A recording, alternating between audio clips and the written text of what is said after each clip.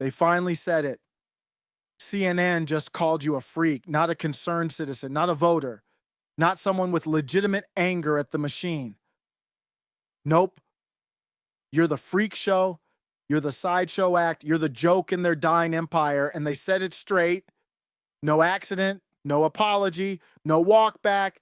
The problem is that the right wing, hello, Scott, has taken advantage of this situation, I think, quite cleverly, quite wisely. They've played into a weakness. What situation? The situation of media being under attack. And so they've created a situation where... You've almost got it. Keep going.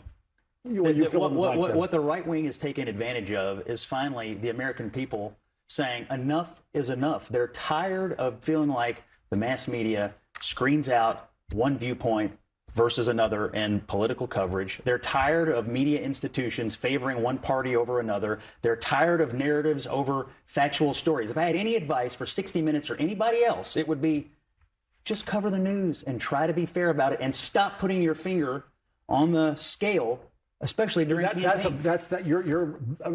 You're talking about the old mass media myth that you could have this thing that was in the middle. The Walter Cronkite saying, that's the way it is, when it wasn't for many Americans the way it was. When people were pissed off. People back in those days trusted the media, didn't they? No, they just couldn't be heard because there was no two-way. Now we have the internet. Look at the Gallup polling. It was here, and now it's here. It's fallen off of a cliff. Yeah, we do have that Gallup polling about trust in media, and now, as in recent years, and let's be honest, Scott, a lot of this is driven by the rhetoric on your side of the aisle. I mean, it's not. You think it's driven by the rhetoric and not the performance? Absolutely. But my point is this: if you're CBS or any other news outlet, the reason that you have lost trust ought to be obvious to you, and the way to fix it also ought to be obvious to you, and it has nothing to do with Donald Trump and everything to do with the product.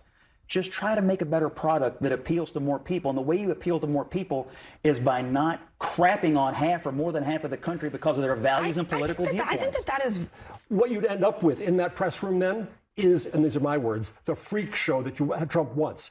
Trump tries to devalue media. Why should we value his freak show there? Leave it to the freaks. I think calling them freaks. I don't think there's any disagreement on that, by the way. I mean, he called these new media sources the freak show. They're not freaks. They have audiences. Some of them are. They have audiences, and there's a reason that they're thriving is because people are starved for information that they think they can trust. They're not freaks. They're filling a need in this country, in my opinion. Right. The old media spent decades lying to your face. They spent decades rigging elections, protecting politicians, filtering what you could and couldn't hear. They watched their trust numbers fall off a cliff.